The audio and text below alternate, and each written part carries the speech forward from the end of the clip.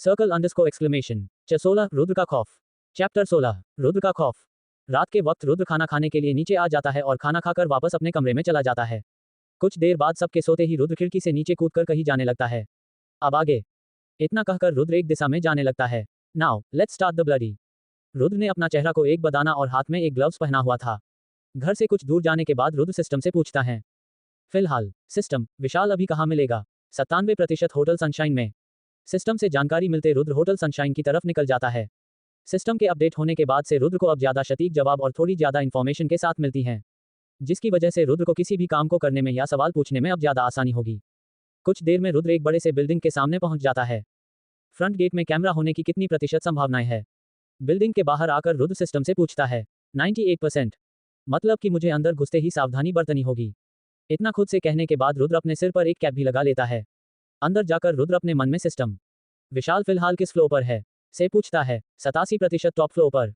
इसके बाद Rudra top floor की तरफ जाने लगता है, लेकिन रुद्र को कुछ गड़बड़ लगता है। वो दोबारा सिस्टम से पूछता है, सिस्टम, ऊपर जाने में ज्यादा सुरक्षित कौन सा रास्ता रहेगा? 78% स्टे सेफ। सिस्टम का मैसेज पढ़ने के बाद रुद्र सेकंड लास्ट फ्लोर पर ही लिफ्ट से उतर जाता है और लास्ट फ्लोर पर सीढ़ी से चढ़ने लगता है। जैसे ही रुद्र सीढ़ी से टॉप फ्लोर पर पहुंचता है, टॉप फ्लोर होटल सनराइज का सबसे बड़ा और लग्जरी कमरा मौजूद है। उन्हीं में से एक के बाहर कुछ लोग खड़े थे। सिस्टम, क्या विशाल उसी कमरे है? 100%। इतना कहकर रुद्र उन लोगों की तरफ चलने लगता है। रुद्र को अपनी तरफ आते देख विशाल के गेट के बाहर जितने भी लोग पहरा दे रहे थे सबके सब होशियार हो जाते हैं।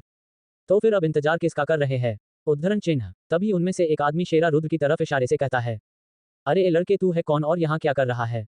उद्धरण चिन्ह। उस आदमी की बातों के जवाब में रुद्र अपनी आवाज को रौबदार बनाते हुए, तुम होते कौन हो मुझसे ये पूछने वाले? कहता है। रुद्र की बातों को सुनने के बाद शेरा गुस्से से रुद्र की तरफ आगे बढ़ने लगता है, लेकिन तभी शेरा को उसका दूसरा साथी रोक देता है। शेरा अपने साथी से पूछता है, जिस पर उसका साथी कहता है, रवि, तू मुझे रोक क्यों रहा है? पागलपंती मत कर, ये होटल नासिक के सबसे बड़े होटलों में से एक है। यहाँ नासिक के नामचीन लोगों का आना जाना लगा रहता है, पता नहीं कौन क्या निकले, इसीलिए जरा तमीज से अब जाकर माफी मांग। अपने साथी के बातों को समझने के बाद शेरा रुद्र की तरफ देखकर माफी मांगने के लिए जैसे ही मुड़ता है वो रुद्र को अपने बगल में खड़ा पाता है, लेकिन कोई भी रुद्र को अपने इतने करीब देखकर ज्यादा हैरान नहीं होता है, बल्कि शेरा रुद्र से माफी मांगने ही वाला था कि तभी उसके कानों में एक कर्कश और गुस्सैल आवाज पड़ती है, अगले जन्म में कभी भी अपने दुश्मन पर से अपना ध्यान मत हटाना। कहने के बाद रुद्र शेरा का ही चाकू शेरा के ही गर्दन में घुसा देता है। इतना रुद्र की ऐसी हरकत देखकर बाकी सभी आदमी खुद को लड़ाई के तैयार करने ही वाले थे कि तब तक रुद्र का चाकू उन सबकी गर्दनों को छेद देता है। रुद्र उनमें से किसी भी आदमी को आवाज करने का मौका भी नहीं देता है। कुछ देर में गेट के बाहर मौजूद सभी लोग जमीन पर पड़े मिलते हैं सिवाय एक के। जिस आदमी को रुद्र ने जिंदा छोड़ा था वो कोई नहीं बल्कि रवि था, लेकिन रुद्र अभी भी उसके सामने चाकू लेकर खड़ा था। रुद्र इस आदमी से पूछता है, तेरे पास रस्सी है? रवि को ऐसे सवाल की उम्मीद रुद्र से तो बिल्कुल भी नहीं थी, लेकिन ज्यादा सवाल जवाब किए बिना रवि सिर्फ हाँ में ही इशारा करता है। रवि के पास से रस्सी लेने के बाद रुद्र रवि के सिर पर एक जोरदार हमला करता है, जिसके कारण रवि भी वही बेहोश हो जाता है। बाहर में सबको समेटने के बाद रुद्र कमरे में धीरे से दाखिल हो जाता है। कमरे अंदर दाखिल होते ही रुद्र को 5 लोग एक सोफे पर बैठे दिखाई देते हैं। उन सब की उम्र लगभग 18 से 20 के बीच में ही होगी। एक लड़का जिसे सब रॉकी कहते हैं वो विशाल से कहता है, यार विशाल, आज की पार्टी क्या सिर्फ पीने के लिए ही है? क्या कोई और प्रोग्राम नहीं है क्या? वो क्या है ना, बहुत दिन से मैंने किसी के साथ बिस्तर गर्म नहीं किया है। रॉकी की बात सुनकर दूसरा लड़का रंगा विशाल से कहता है, हाँ विशाल, आज का तुम्हारा इंतजाम थोड़ा फीका फीका सा लगा। उन दोनों आदमियों की बात सुनकर विशाल पहले तो मुस्कुराता है और फिर अपनी ग्लास उठाते हुए कहता है, सब्र करो यारो सब्र, क्योंकि सब्र का फल मीठा होता है। अबे तू पहेलियां बनाना बंद कर और सीधे सीधे बता कि तू कहना क्या चाहता है। एक और लड़का जिसका नाम मलिक था सबसे कहता है। उन सभी की बातें सुनने के बाद एक लड़का जो कि अभी तक चुपचाप बैठा हुआ था बोलता है, अबे ये साला विशाल उस लड़की की बात कर रहा है जिसे हमने कल सुबह धमकाया था। क्यों विशाल, सही कहा ना? हाँ यार राजवीर, मैं उसी की बात कर रहा हूँ। उसकी कमर, उसकी छाती, सब कुछ इतना परफेक्ट था कि उस जैसी लड़की के साथ तो रोज ही बिस्तर गर्म करने का मन करता है। मन तो कर रहा है कि उसे अपनी रखेल बना लूं। अपनी बहन के बारे में ये सब सुनते ही रुद्र का खून पूरी अंदर ही अंदर उबाल मारने लगता है। फालतू में कल का प्लान क्यों बना रहे हो, क्योंकि तुझे तो ऊपर तो आज ही जाना है। रुद्र एक कर्कश और गुस्सैल आवाज में वहां मौजूद सभी लोग से कहता है, कौन है तू और तू अंदर कैसे आया? रुक, मैं अभी तुझे बताता हूँ। रुद्र को देखते ही विशाल कहता है, शेरा, रवि, अरे कहाँ मर गए सब के सब?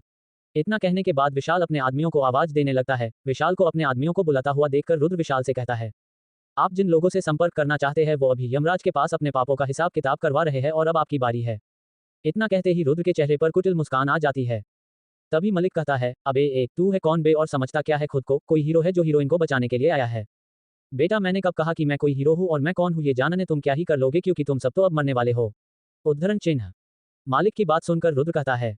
रुद्र की बातों सुनकर मलिक पूरी तरह गुस्से में आ जाता है और रुद्र पर अपने मुक्के से हमला कर देता है। जैसे ही मलिक का मुक्का रुद्र के करीब आता है, रुद्र भी अपना हाथ का मुक्का बनाकर मलिक के हाथ से टकरा देता है। दोनों के हाथ टकराते ही अचानक से मलिक को अपने हाथ में एक जोर का दर्द महसूस होने लगता है। मलिक दर्द से चिल्लाने ही वाला था कि तभी रुद्र उसके गर्दन में चाकू घुसा देता है। रुद्र के इस हरकत ने वहां मौजूद सभी लोगों के दिल में एक खौफ पैदा कर देता है। प्रोग्राम जब तक खत्म ना हो आवाज नहीं करने का। उद्धरण चिन्ह। उद्धरण चिन्ह। आ मेरा हाथ, साला मेरा हाथ। रुद्र के इस हरकत को देखते ही विशाल डरते डरते रुद्र से कहता है, देखो मेरे पापा नासिक के जाने माने दादा और बिजनेसमैन है, अगर मुझे कुछ हुआ तो मेरे पापा तुम्हें जिंदा नहीं छोड़ेंगे, इसीलिए मुझे जाने दो। विशाल को देखते देखते वहां मौजूद बाकी सभी लड़के भी रुद्र को अपने अपने बैकग्राउंड के बारे बताना शुरू कर देते हैं। उन सब की बातों को सुनने के बाद रुद्र का माथा, जो कि पहले से ही खराब था, और भी ज्यादा खराब होने लगता है। इसी वजह से रुद्र एक ही बार बाकी के बचे हुए तीनों लोगों के गर्दन में चाकू घुसा देता है। रुद्र ने बाकी के लोगों को रिएक्ट करने का मौका भी नहीं मिल पाता है, क्योंकि रुद्र की स्पीड एक आम इंसान से तो बहुत ज्यादा ही थी। अब वहां पर सिर्फ विशाल ही जिंदा बचता है। रुद्र को इस तरह सबको मारते हुए देखकर विशाल भी अब डर से पूरी तरह कौप रहा था।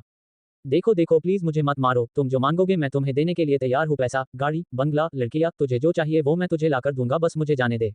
विशाल को इस तरह अपनी जान के लिए गिड़गिड़ाते हुए देखकर रुद्र कहता है, रुद्र व्यंग्यात्मक ढंग से कहता है, जब मेरी बहन ने मुझे बताया कि तूने उसे धमकी दी है तो मुझे लगा कि तू कोई बहुत बड़ा तोप होगा, पर देखो तो खोदा पहाड़ और निकली चोहिया। वैसे तुझे एक बात बताऊं विशाल, मैं ना बड़ा शरीफ लड़का हूं, बड़ा शरीफ, लेकिन अगर कोई मेरे परिवार की तरफ बुरी नजर से भी देख ले तो मैं उसका आंख ही निकाल देता हूं। इतना कहने के बाद रुद्र हाथ में पकड़ा चाकू विशाल के पैरों के बीचों बीच के समान में घुसा देता है। रुद्र के इस हरकत पर विशाल की चीख भी नहीं निकल पाती और वो सिर्फ अपना मुंह खोले दर्द को बर्दाश्त करने की कोशिश करने लगता है। उद्धरण चिन्ह। सिस्टम, इसके जिंदा बचने की चांस कितना है? 7% अगर इसे अभी तुरंत इलाज के लिए ले जाया गया तो। उद्धरण चिन्ह। इतना कहकर रुद्र विशाल के सामने कुर्सी आगे करके बैठ जाता है और विशाल की हालत का मजा लेने लगता है। तभी रुद्र को किसी के कदमों की आवाज आने लगती है। उस आवाज को सुनकर रुद्र विशाल से कहता है, लगता है ऊपर वाला भी नहीं चाहता कि तू और ज्यादा देर जिंदा रहे। 7% काफी है। तभी दरवाजे के बाहर कुछ लोगों के आने की आवाज सुनाई देती है। सिस्टम, मेरा दरवाजे से बाहर निकलने की संभावना कितनी है? उद्धरण चिन्ह। 1%। क्या रुद्र उस कमरे से भाग पाएगा? जानने के लिए बने रहिए हमारे साथ। चैप्टर 17। एक जिंदा है। रुद्र विशाल के पैरों के बीचों बीच में चाकू घुसाकर वही सोफे पर बैठ जाता है कि तभी उसे बाहर से कुछ लोगों की आवाज सुनाई देती है। आवाज सुनते ही रुद्र विशाल को भी खत्म कर देता है। अब आगे। सिस्टम, दरवाजे से जिंदा निकलने की संभावना कितनी है? 0.5%। क्या बाहर वाले लोगों के पास बंदूक है? 98.9%। सिस्टम, मुझे इस कमरे से निकलने का सबसे सेफ रास्ता दिखाओ। उद्धरण चिन्ह। 27% खिड़की से बाहर, 3% अभी दरवाजे से, और अगर मैं कमरे में रुका रहा तो 99.5% देर। कुछ देर सोचने के बाद रुद्र खिड़की के पास जाता है और खिड़की के बाहर देखने लगता है। बाहर देखते ही रुद्र गुस्से से सिस्टम से कहता है, अगर यहां से कूदा तो भले ही मरूं नहीं, पर हाथ पैर जरूर चले जाएंगे, तब तो मैं ऐसी भी नहीं बचूंगा। इसीलिए तो 27% कहा। सिस्टम की नोटिफिकेशन पढ़ने के बाद रुद्र और भी ज्यादा परेशान हो जाता है, लेकिन तभी रुद्र को किसी के कमरे के अंदर आने ही आहट सुनाई देती है। उस आदमी के पीछे पीछे 6 लोग और अंदर आ जाते हैं। रूम की हालत देखकर सब लोगों की रूह तक कौंप जाती है, इसीलिए नहीं कि उन लड़कों के साथ क्या हुआ, बल्कि इसीलिए कि अब उनका बॉस उनके साथ क्या करेगा। एक आदमी सभी मारे लड़कों की जांच करने लगा, इस उम्मीद में कि शायद उनमें से कोई जिंदा हो, लेकिन कोई भी जिंदा नहीं होता। इधर गुग्जू रुद्र की तलाश में निकल जाता है, वही दूसरा उसका एक आदमी उस घायल लड़के को एक गाड़ी के बैक सीट पर अच्छे से लिया और उसे लेकर तुरंत हॉस्पिटल के लिए निकल जाता है। कुछ देर बाद गाड़ी हॉस्पिटल के सामने रखती और जैसे ही वो आदमी पीछे उस लड़के को देखने के मुड़ता है, वहां पर उसे कोई भी नहीं दिखता, सिर्फ उसे सीट पर खून से लिखा हुआ मिलता है, थैंक्स फॉर द लिफ्ट। जैसे ही वो आदमी इतना कहता है, उसे एहसास होता है कि उसे कितनी बड़ी गलती हो चुकी है। वही दूसरी तरफ रुद्र अपने घर से थोड़ी दूर एक सुनसान जगह पर अपने खून में लिपटे हुए सभी कपड़ों को जला रहा था। अरे ये लड़का गया कहाँ? रुद्र को ये बात बहुत अच्छे से पता थी, आज नहीं तो कल पुलिस उस तक पहुंच ही जाएगी, और इसी के कारण रुद्र वो हर चीज को खत्म कर देना चाहता था जो चीज भी उसे आज के हादसे से जोड़ती हो। अब ये गया आखिरी सबूत। सिस्टम, पुलिस को मुझ तक पहुंचने में या मुझे अरेस्ट करने में कितना वक्त लगेगा? 10% संभावना है कि 6 महीने के अंदर और 60% 2 साल के अंदर, मतलब कि मेरे पास सिर्फ 2 साल है खुद को बचाने के लिए। उद्धरण चिन्ह। रुद्र कुछ देर और सोचने के बाद सिस्टम से पूछता है, सिस्टम, मुझे एक बात समझ में नहीं आ रही कि आखिर मैं उन लोगों को इतनी आसानी से कैसे मार पा रहा था। उद्धरण चिन्ह। वो इसीलिए क्योंकि उन सब का अधिकतर स्टेट्स 5 से 6 के बीच में था और आपका उन सब से 2 गुना। उद्धरण चिन्ह। पर तुमने तो कहा था कि एक नॉर्मल इंसान का स्टेट्स 10 होता है। हाँ, वो मैंने उन लोगों के बारे जो कि सबसे ताकतवर होते हैं। उद्धरण चिन्ह। सिस्टम की इस बात को सुनकर रुद्र का पूरा दिमाग खराब हो जाता है, लेकिन वो सिस्टम से कुछ कहता नहीं। सच कहूं तो मेरा किसी को भी जान से मारने का मन बिल्कुल भी नहीं था, लेकिन उस विशाल की बातों को सुनने के बाद मेरा खून खौल गया। रुद्र सब कुछ खुद से कहता है, गुग्जू भैया देखो, ये लड़का जिंदा है। उद्धरण चिन्ह। तभी उनमें से एक आदमी चिल्लाकर कहता है। तभी उस गुग्जू की नजर एक काले कपड़े पहने हुए लड़के पर जाती है, जिसके पूरा शरीर खून से सना हुआ था। उसे देखकर गुग्जू कहता है, कौन कौन जिंदा है? होश में लाओ इसे जल्दी। गिग्जू के कहने पर एक आदमी तुरंत बगल से पानी लाता है और उस लड़के के चेहरे पर छिड़कने लगता है। जैसे ही पानी के कुछ बूंदे उस लड़के पर पड़ती है, उसे होश आ जाता है। उसे होश में देख गुग्जू तुरंत उस लड़के से सवाल करता है, ये सब किसने किया, क्या तुमने देखा उसे और वो किधर गया? उद्धरण चिन्ह। गुग्जू के इतने सारे सवाल सुनकर लड़का हकलाते हुए इशारों से कहता है। खिड़की से कूद कर भाग गया, अभी तू तुरंत मुझे बचा लो, मुझे नहीं मर मारना। उद्धरण चिन्ह। उस लड़के की बातों को सुनने के बाद गुग्जू अपने एक आदमी से उस लड़के को हॉस्पिटल लेकर जाने के लिए कहता है और खुद उस लड़के के बताए गए रास्ते की ओर चला जाता है। अदिति, जाओ, जाकर अपने भाई को उठाकर बुला लाओ। विक्रांत की बातों को सुनने के बाद यशोदा कहती है। इतना कहकर अदिति रुद्र के कमरे की बढ़ने। ठीक है माँ, लगती है। अदिति जैसे रुद्र को उठाने के लिए रुद्र के कमरे के अंदर पहुंचती है। रुद्र की हालात देखते ही अदिति चिल्ला उठती है। भाई, आखिर क्या हुआ है रुद्र को? क्यों लिखा हुआ था सिस्टम पर अलर्ट? Chapter 18 reward. यशोदा के कहने पर अदिति रुद्र को उठाने के लिए जाती है। जैसे ही अदिति रुद्र के कमरे के अंदर घुसती है वो रुद्र को देखकर चिल्ला उठी है। अब आगे। भाई, क्या हुआ? तुम इतना चिल्ला क्यों रही हो? अदिति की आवाज सुनकर रुद्र कहता है। आप आधे कपड़े में क्या कर रहे हो? हाँ, तो इसमें गलती तो तुम्हारी है ना, तुम बिना दस्तक दिए अंदर क्यों आई?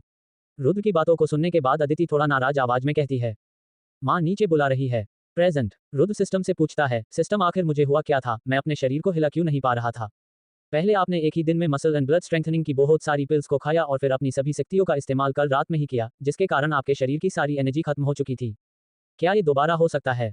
23% चांस है कि ये दोबारा हो सकता है। अगर आप इससे बचना चाहते हैं तो कभी भी अपने शरीर की सारी शक्तियां खत्म मत कीजिएगा। सिस्टम की बातों को सुनने के बाद रुद्र अपने में तय करता है कि वो अगली बार से कोई भी फैसला जल्दबाजी में नहीं लेगा। इतना खुद से फैसला करने के बाद रुद्र वापस अपने कपड़े पहनना शुरू कर देता है। तभी रुद्र के पास एक और नोटिफिकेशन आती है। होस्ट, आपने अदिति को इंसाफ दिला दिया है, इनाम स्वरूप आपको 20 पॉइंट्स मिलते हैं। सिस्टम के इस नोटिफिकेशन को देखते ही रुद्र तुरंत अपना स्टेट्स खोलता है। स्टेट्स। नाम रुद्र सिंह, उम्र 18, स्ट्रेंथ 13, विटलिटी 12, एजिलिटी 13, बौद्धिक इंटेलेक्चुअल 14, लक्ष्य charm 8, HP 100, MP 100, RP 20। Skills none, level 1 novice martial artist. अपने स्टेट्स को देखने के बाद रुद्र अपने रिजर्व पॉइंट्स को डिस्ट्रीब्यूट करना शुरू कर देता है। 2 स्ट्रेंथ, 3 विटालिटी, 2 एजिलिटी, 1 बौद्धिक और बाकी बचे अपने लुक और चार्म में डाल देता है। नाम रुद्र सिंह, उम्र 18, स्ट्रेंथ 15, विटलिटी 15, एजिलिटी 15, बौद्धिक intellectual 15, luck 16, charm 10, HP 100, MP 100, RP 0। Skills none, level 1 novice martial artist. कुछ देर बाद रुद्र भी नीचे नाश्ता करने के लिए आ जाता है। रुद्र के नाश्ते के टेबल पर बैठते ही प्रीति रुद्र को घूरने लगती है और फिर सबसे कहती है। क्या आप लोगों को रुद्र भाई कुछ बदले बदले से नहीं लग रहे? अपनी बहन की बातों को सुनते ही रुद्र थोड़ा सतर्क होकर प्रीति से पूछता है। मतलब क्या तुम्हारा? मतलब ये भाई कि आप आज थोड़े ज्यादा ही बड़े लग रहे हो। प्रीति की बात सुनने के बाद यशोदा सीधा उसके सिर पर एक चपत लगा देती है। उद्धरण चिन्ह। माँ, आपने मुझे क्यों मारा? उद्धरण चिन्ह। खाना कहते वक्त बातें नहीं करते। अब चुपचाप खाना खाओ वरना फिर तुम्हें आज खाना भी नहीं मिलेगा। यशोदा की बात सुनने के बाद सभी लोग एकदम चुपचाप नाश्ता करने लगते हैं। नाश्ता करने के बाद सभी लोग अपने अपने काम में लग जाते हैं। विक्रांत खेत, यशोदा दोपहर का खाना और अदिति और प्रीति अपने स्कूल के लिए निकल जाती है। अपना अपना वही रुद्र को अब ये समझ नहीं आ रहा था कि वो क्या करे, तभी उसे सिस्टम के द्वारा दिया हुआ मिशन याद आ जाता है और फिर रुद्र थोड़ा परेशान होने लगता है। मुझे तो बिजनेस के बारे में कुछ भी नहीं पता, अब भला मैं 100 करोड़ की कंपनी कैसे खड़ी करूं? रुद्र ये सब सोच ही रहा था कि तभी उसे अपने दोस्त रोहन की याद आ जाती है। अब मुझे इस मुसीबत से सिर्फ एक ही आदमी बाहर निकाल सकता है, रोहन। इतना खुद से कहने के बाद रुद्र रोहन को फोन मिला देता है। फोन के उठते ही रुद्र को उधर से रोहन की भड़की हुई आवाज सुनाई देती है। अबे कमीने, तुझे अब मेरी याद आई? सॉरी भाई, वो घर पे कुछ अर्जेंट काम था तो इसी वजह से मुझे आना पड़ा। रुद्र रोहन को शांत करवाते हुए कहता है। अगर जा ही रहा था तो मुझे एक बार बता करके तो जाता, या कम से कम एक मैसेज ही कर देता। आइंदा ध्यान रखूंगा। रोहन रुद्र से पूछता है। अच्छा, अब बोल, फोन क्यों किया? भाई, मुझे जानना है कि बिजनेस कैसे स्टार्ट करते हैं। क्या इसमें तू मेरी कुछ मदद कर सकता है? उद्धरण चिन्ह। जिस पर रुद्र कहता है। रुद्र की बातों को सुनने के बाद रोहन कुछ देर शांत हो जाता है और फिर रुद्र से कहता है। ठीक है, जब तू वापस यूनिवर्सिटी आएगा तब मैं तुम्हें एक आदमी से मिलवा दूंगा जो कि तुम्हें बिजनेस के बारे में सभी जानकारी दे देगा और कुछ। उद्धरण चिन्ह। नहीं भाई, बस इतना ही। रुद्र से इतना सुनने के बाद रोहन फोन रख देता है। जैसे ही रोहन फोन रखता है उसे एक वाकया याद आ जाता है जो कि उस दिन हुआ था जिस दिन रुद्र बिना किसी को बताए नासिक चला गया था। उस रात जब रोहन हॉस्टल पहुंचा तो वो रुद्र को वहां नहीं पता है। इतना कहकर रोहन फिर रुद्र का फोन ट्राई करने लगता है जो कि स्विच ऑफ बता रहा था। यार, ये रुद्र अब कहाँ चला गया? रुद्र का फोन बंद आने की वजह से रोहन का माथा गर्म हो जाता है और उसी वक्त रोहन को राहुल भी दिख जाता है जो कि फोन पर किसी से बात कर रहा था। पता नहीं रोहन को ऐसा क्यों लगता है कि राहुल ने ही रुद्र के साथ कुछ किया है और इसी गलतफहमी में रोहन अपना बंदूक निकालने लगता है कि तभी रोहन का फोन बज जाता है। क्या रोहन ने राहुल को मार दिया है?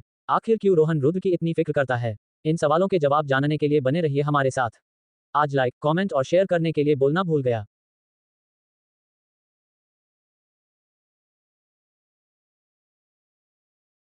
चैप्टर 19 सिस्टम का लक्ष्य। रुद्र को सिस्टम के द्वारा दिया गया मिशन याद आ जाता है और उसी मिशन के सिलसिले में रुद्र रोहन को फोन लगता है। रोहन से बात करने पर रुद्र अपनी परेशानी का हल मिल जाता है। अब आगे। जैसे ही रोहन को सामने राहुल किसी से फोन पर बात करते हुए दिखता है, पता नहीं क्यों उसे ऐसा लगता है कि राहुल ने ही रुद्र के साथ कुछ किया है, और इसी गलतफहमी में रोहन राहुल के पास आते ही उसे कहता है, राहुल मुझे तुझसे बात करनी है, क्या हम कहीं बाहर चल सकते हैं? राहुल को तो हमेशा से ही रोहन के ऑफर का इंतजार रहता है, इसीलिए राहुल बिना कुछ सोचे समझे तुरंत रोहन के साथ चलने के लिए मान जाता है। उसके बाद रोहन राहुल को लेकर यूनिवर्सिटी कैंपस के बाहर ले जाता है। भाई क्या बात करनी थी तुझे? बाहर पहुंचते ही राहुल पूछता है, तुझे पता है रुद्र कहाँ है? कुछ देर खामोश रहने के बाद रोहन कहता है। रुद्र का नाम सुनते ही राहुल का पूरा मूड खराब हो जाता है, लेकिन वो अपने चेहरे के एक्सप्रेशन को बदलने नहीं देता, क्यों उसे भी पता है कि रुद्र रोहन के लिए कितना जरूरी है। नहीं भाई रोहन, मैंने रुद्र को दोपहर से ही नहीं देखा है। क्या सच में तुमने रुद्र को नहीं देखा? राहुल की बात सुनने के बाद रोहन कहता है, नहीं भाई, भला मैं तुमसे झूठ क्यों बोलूंगा? रोहन की बातों को सुनने के बाद रोहन अपने चेहरा रोहन की तरफ करता है और पीछे से अपनी बंदूक जो उसने छुपा कर रखी थी उसे निकलने लगता है। लेकिन तभी रोहन का फोन बज जाता है। फोन उठते ही दूसरे तरफ का आदमी कहता है, सर मैं नासिक ब्लू डायमंड होटल का मैनेजर बोल रहा हूँ। रोहन रूड टोन में उस मैनेजर से पूछता है, जिसे सुनकर एक बार तो मैनेजर और सामने खड़ा राहुल भी डर जाता है। बोलो, इतनी रात को फोन क्यों किया? सर वो ये कहना था कि आपका एक दोस्त यहाँ इस होटल में रुका हुआ है जिसने अपना नाम रुद्र बताया है। उस मैनेजर की बात सुनने के बाद रुद्र अपना बंदूक वापस उसे उसी की जगह में रख देता है। उद्धरण चिन्ह, ठीक है, इतना कहकर रोहन फोन रख देता है। फोन रखने के बाद रोहन अपने चेहरे पर एक फीकी सी स्माइल लाते हुए राहुल से कहता है, सॉरी यार राहुल, मुझे अर्जेंट कहीं जाना है तो मैं चलता हूँ। उद्धरण चिन्ह, इतना कहकर रोहन बिना राहुल के कुछ कहने का इंतजार किए वहां से निकल जाता है। प्रेजेंट, रोहन से बात करने के बाद रुद्र बिजनेस को लेकर फिक्र करना छोड़ देता है। तभी रुद्र को कुछ याद आता है और वो सिस्टम से पूछता है, सिस्टम मुझे अभी तक समझ में नहीं आई कि आखिर तुम्हारा काम क्या है, मतलब कि तुम्हारा उद्देश्य क्या है? उद्धरण चिन्ह, मेरा उद्देश्य है कि जिस किसी के पास ये सिस्टम रहे उसे इस दुनिया का सबसे सक्सेसफुल आदमी बनाना है। उद्धरण चिन्ह, और जब मैं इस दुनिया का सबसे सक्सेसफुल आदमी अगर मैं बन जाता हूं तो क्या होगा? उद्धरण चिन्ह, जिस दिन आप सिस्टम के द्वारा बनाए सभी पैरामीटर पर खड़े उतरेंगे उस दिन मैं आपकी जिंदगी से चली जाऊंगी। तो तुम्हारा पैरामीटर है क्या? It's a secret. सिस्टम की बात देखने के बाद रुद्र का दिमाग खराब हो जाता है। लेकिन तभी रुद्र को कुछ याद आता है और फिर रुद्र तुरंत लैपटॉप खोलने के लिए चला जाता है, लेकिन तभी उसे होश आता है कि उसने अपना लैपटॉप तो लाया ही नहीं। एक काम करता हूँ, फिलहाल मैं अदिति का लैपटॉप इस्तेमाल कर लेता हूँ। उद्धरण चिन्ह, खुद से इतना कहने के बाद रुद्र अपनी बहनों की कमरे के तरफ जाने लगता है। लेकिन तभी रुद्र को उसकी माँ आवाज देती है, कहा जा रहा है रुद्र? माँ वो दरअसल मैं अदिति का लैपटॉप इस्तेमाल करना चाहता हूँ, तो क्या मैं? यशोदा कंफ्यूजन में रुद्र की तरफ देखती है। लैपटॉप। तभी रुद्र को कुछ एहसास होता है और फिर रुद्र अपनी माँ से पूछता है, हाँ माँ वो लैपटॉप। उद्धरण चिन्ह, माँ क्या अदिति और प्रीति के पास लैपटॉप नहीं है? उद्धरण चिन्ह, हमारे पास तो फोन भी नहीं है, लैपटॉप तो बहुत दूर की बात है। घर के अंदर आते हुए प्रीति रुद्र से कहती है। प्रीति की बातों को सुनते ही रुद्र थोड़ा कंफ्यूज लगने लगता है और उसी कंफ्यूजन में रुद्र अपनी माँ के तरफ देखती है। मैं आपको बताती हूँ, पापा की आधी से ज्यादा कमाई तो आप ही पर खर्च हो जाती है, तो भला हमारे लिए लैपटॉप कहाँ से आएगा? उद्धरण चिन्ह, रुद्र से इतना कहने के बाद प्रीति अपनी माँ से कहती है, माँ बड़ी जोरों की भूख लगी है, खाना लगा दो। जाकर फ्रेश हो जा, मैं खाना लगा देती हूँ। उद्धरण चिन्ह, यशोदा प्रीति से कहती है। कुछ देर बाद विक्रांत भी अपने काम से लौट आता है। विक्रांत को आया हुआ देखकर यशोदा अपने पति के लिए भी खाना निकल देती है। उसके बाद पूरा परिवार खाने के टेबल पर साथ बैठकर खाना खाने लगता है। क्या बात है पापा, आज आप काम से जल्दी आ गए? आज ज्यादा मछली पकड़ में नहीं आई क्या? उद्धरण चिन्ह, तभी प्रीति विक्रांत से पूछती है। प्रीति की बात सुनकर विक्रांत एक लंबी सांस छोड़ता है और फिर कहता है, आज कोई भी नाव समुद्र में उतरी ही नहीं, क्योंकि कल रात किसी ने नासिक के 5 सबसे रईस खानदान के बेटों को होटल सनराइज में मार दिया। उद्धरण चिन्ह, विक्रांत की बात सुनकर अदिति बुरी तरह से चौंक जाती है और फिर वो रुद्र की तरफ देखने लगती है, जो कि चुपचाप अपने पिता की बातों को सुन रहा था। क्या ये सब रुद्र भाई ने किया है? पागल है क्या अदिति तू भी ना? जिस आदमी से एक कुत्ता नहीं मारा जाता वो एक आदमी को भला कैसे मारेगा? उद्धरण चिन्ह, अदिति अपने मन में कहती है। अपने ही सवाल का जवाब भी अदिति खुद ही देती है। वैसे पापा उन्हें मारा किसने? अदिति अपने पिता से पूछती है। जिस किसने भी मारा हो बेटी, उसने उन्हें मारकर बिल्कुल सही किया। उद्धरण चिन्ह, रुद्र अपनी तारीफ सुनकर फुले नहीं समाता है और फिर सबसे कहता है। रुद्र की बात सुनते ही वहां मौजूद सब लोग पूरी तरह से हैरान रह जाते हैं। आखिर ऐसा क्या कहा रुद्र ने जिसके कारण वहां मौजूद सब लोग हैरान हो जाते हैं? जानने के लिए बने रहिए हमारे साथ। Chapter 20 shopping. आज विक्रांत काम से घर जल्दी आ जाता है और जब प्रीति इसका कारण पूछती है तो विक्रांत बताता है कि नासिक के 5 सबसे बड़े लोगों के बेटों को किसी ने मार दिया है और फिर विक्रांत उस आदमी की तारीफ करने लगता है जिसने कि उन लोगों को मारा। अब आगे खाना खाने के बाद सब तैयार हो जाए क्योंकि आज हम सब घूमने जा रहे हैं। उद्धरण चिन्ह, अपनी तारीफ सुनकर रुद्र सबसे कहता है। रुद्र की बातों को सुनने के बाद घर में मौजूद सभी लोग हैरान हो जाते हैं, खास करके Yashoda. Rudra akanaka shayi guman jane valaplana tuman kubanaya. Yashoda Rudra से पूछती है, माँ वो दरअसल मैं इतने दिनों के बाद आया हूँ तो इसी वजह से आप लोग के साथ घूमने का मन कर रहा था और आज तो पापा भी घर पर ही है। यशोदा, मैंने कह तो दिया कि हम सब घूमने के लिए जा सकते हैं, लेकिन मेरे पास पैसे नहीं है। अगर बच्चों ने कुछ मांगा तो भला मैं उन्हें क्या कहूँगा? विक्रांत की बात सुनकर यशोदा कहती है, आप फिक्र क्यों कर रहे हैं, हमारे बच्चे इतने भी मंदबुद्धि नहीं है जो कि अपने परिवार की हालत ना समझते हो। उद्धरण चिन्ह। सच कहूँ यशोदा, मैं कभी कभार सोचता हूँ कि आखिर मैं कैसा पिता हूँ या कैसा पति हूँ जो कि अपने बच्चों और अपनी बीवी की जरूरत भी पूरी नहीं कर पाता, मुझे तो डूब के मर जाना। विक्रांत आगे कुछ और भी कह पाता कि उससे पहले ही यशोदा उसके मुंह पर अपना हाथ रख देती है और फिर विक्रांत से कहती है, आपको आगे कुछ भी बोलने की जरूरत बिल्कुल भी नहीं है और आप खुद को कोसना बंद कीजिए। उद्धरण चिन्ह। कैसे खुद को ना कोसू यशोदा, अगर तुमने मुझसे शादी नहीं की होती तो शायद आज तुम किसी महल में रह रही होती। उद्धरण चिन्ह। Vikranta ki bata sunakara yasoda pyara she Vikranta ki sira parahatha farati hai or afira muskurakara kahati hai. मैं जहाँ हूँ खुश हूँ, आपको मेरी ज्यादा फिक्र करने की कोई जरूरत नहीं है। आप चलिए तैयार हो जाए वरना फिर आने में कहीं लेट ना हो जाए। यशोदा की बात सुनने के बाद विक्रांत भी तैयार होने लगता है। कुछ देर बाद परिवार के सभी लोग तैयार होकर बाहर हॉल में आ जाते हैं। तो फिर चले, रुद्र सबसे पूछता है, वैसे भाई हम जा कहाँ रहे हैं ये तो आपने बताया ही नहीं। Rudra ka savala sunakara aditi puchati hai, jabahama vahajayinga tabatum he kudar patakala jaga, abakale.